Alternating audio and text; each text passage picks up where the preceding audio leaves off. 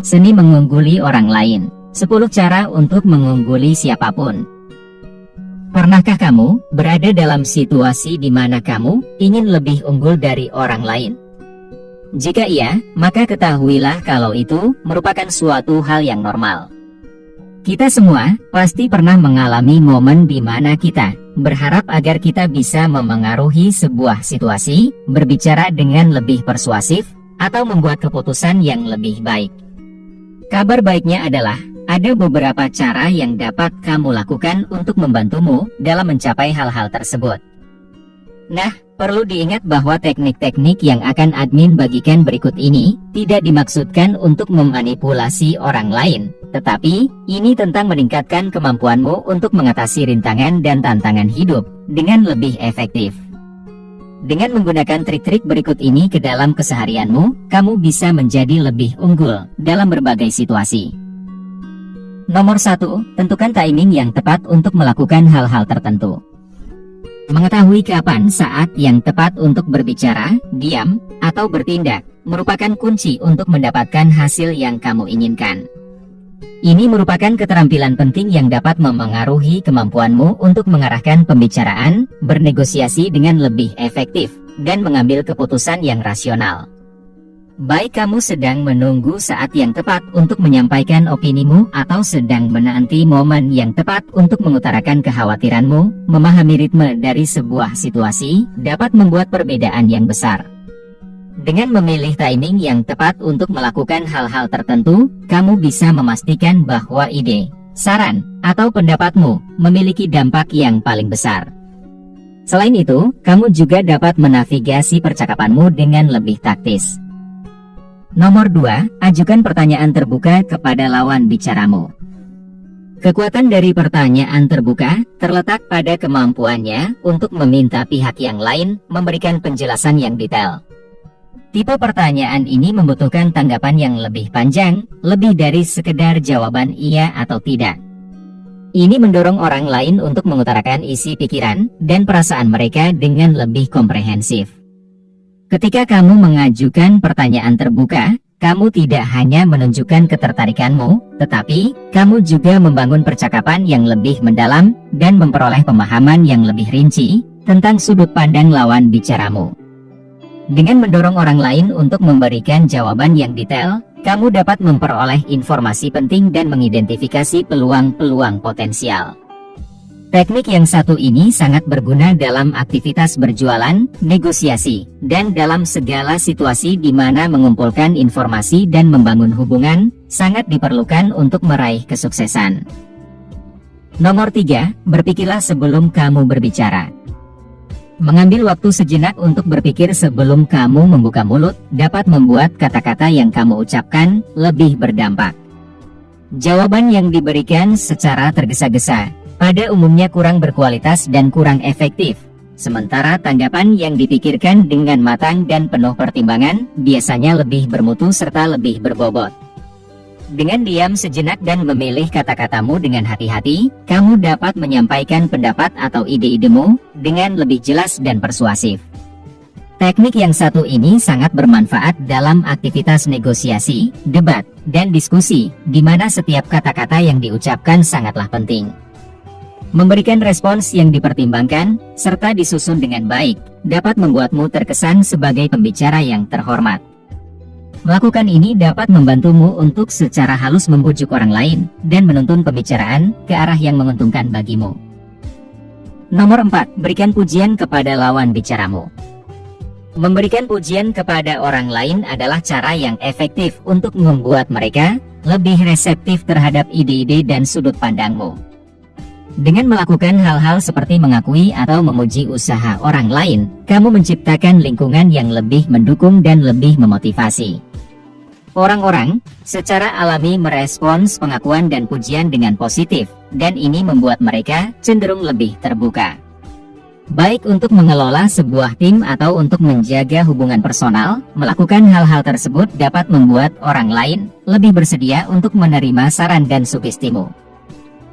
Nomor 5, tetaplah rendah hati.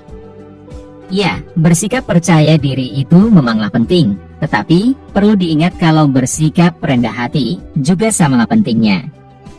Akuilah kekuatan dan kelebihan yang kamu miliki, namun, di saat yang bersamaan, akui juga keterbatasan dan kekuranganmu. Dengan menjaga keseimbangan di antara keyakinan akan diri sendiri dan kerendahan hati, kamu dapat terhubung dengan orang lain secara lebih personal. Mengkombinasikan kedua sikap tersebut membuatmu lebih mudah diterima orang lain. Nomor 6, terimalah perubahan dan beradaptasilah. Di dunia yang selalu berubah ini, menjadi fleksibel dan terbuka terhadap perubahan dapat membedakanmu dari mereka yang keras kepala.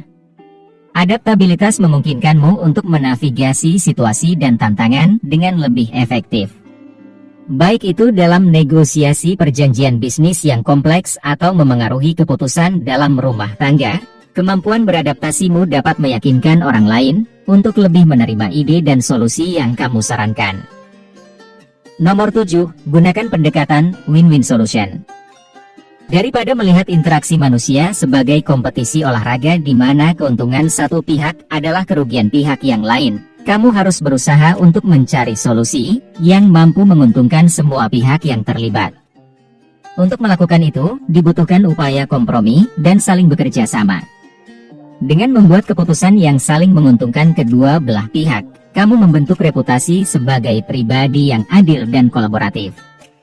Ketika kamu memperjuangkan kesuksesan bersama, kamu memengaruhi orang lain untuk melihat dirimu sebagai pemecah masalah yang handal dan sumber harmoni, yang membuat semua orang ingin memilikimu di tim atau kelompok mereka. Nomor 8, ingatlah untuk selalu bersikap sabar. Terburu-buru dalam bertindak atau mengambil keputusan dapat menyebabkan kesalahan dan hilangnya peluang. Terkadang, pilihan yang terbaik adalah dengan bersabar. Seringkali, dengan menunggu dan membiarkan situasi berkembang secara alami, kamu bisa mendapatkan hasil yang lebih menguntungkan. Bersikap sabar memungkinkanmu untuk tetap tenang, menilai segala hal dengan teliti, dan memberikan respons dengan penuh pertimbangan. Terlepas dari situasi yang dihadapi, kemampuanmu untuk tetap bersabar menunjukkan kebijaksanaan dan pengendalian diri, yang meninggalkan kesan positif di mata orang lain. Nomor 9, tetaplah selangkah lebih maju. Mengantisipasi dan mempersiapkan diri untuk tantangan yang mungkin akan datang, adalah pendekatan strategis yang dapat menghemat waktu dan energimu. Berada selangkah lebih maju, berarti kamu lebih siap untuk menghadapi situasi yang tak terduga. Tingkat kesiapsiagaan ini menunjukkan kemampuanmu dalam memprediksi masa depan, serta merencanakan sesuatu dengan penuh perhitungan, dan hal ini mendorong orang lain untuk mempercayai penilaianmu dan mengandalkan kemampuanmu. Baik itu selangkah lebih maju dalam kehidupan pribadi maupun profesionalmu, kamu dapat menciptakan rasa percaya diri dan membuatmu bisa diandalkan oleh mereka yang ada di sekitarmu. Nomor 10, teruslah mengedukasi dirimu. Pengetahuan merupakan alat yang kuat, yang dapat membantumu untuk mengambil keputusan yang rasional, dan membuatmu banyak berkontribusi dalam berdiskusi dengan orang lain.